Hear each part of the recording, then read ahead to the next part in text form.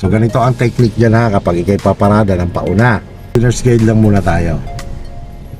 Di ba natatanaw mo na siya? O, sagad mo na ngayon manobela mo sa kaliwa. Sige, sagad. Okay, stop.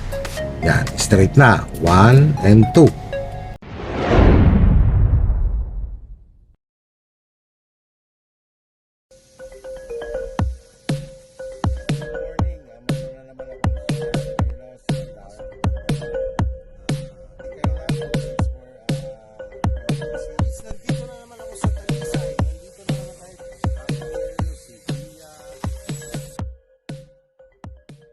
So ganito ang technique dyan ha, kapag ikay paparada ng pauna. Forward ka.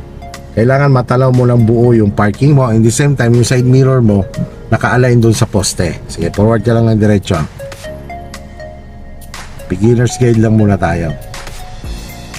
Sige lang. Tingnan mo yung buong parking mo na kailangan matalaw mo siya. Sige pa. Okay, stop. Diba natatanaw mo na siya?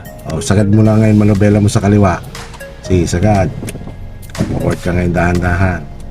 Para ka lang lumiligo niyan sa kanto. Kailangan natatanaw mo yung lilikuan mo o papasukan mo. Ilan. At mo mag-straight ang unahan mo. Okay, stop. Yan, straight na. 1 and 2. Forward na ikaw. Forward ikaw dahan-dahan. Yan. Tingnan mo lang naman yung unahan mo. Ilan.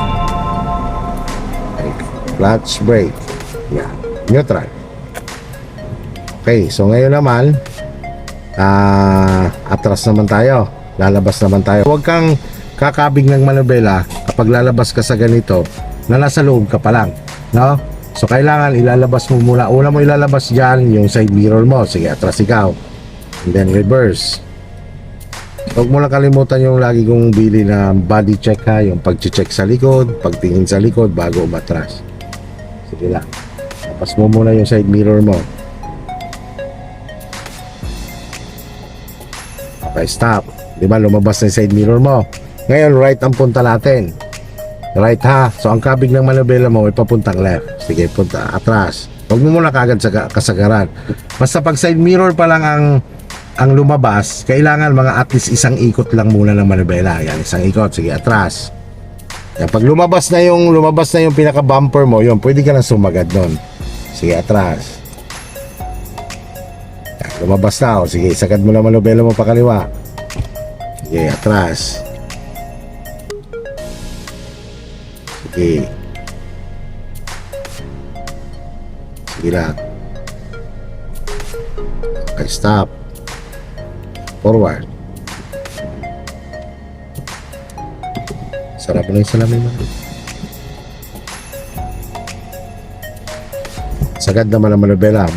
Sagad muna bago ka gumalaw para hindi ka tumama dyan.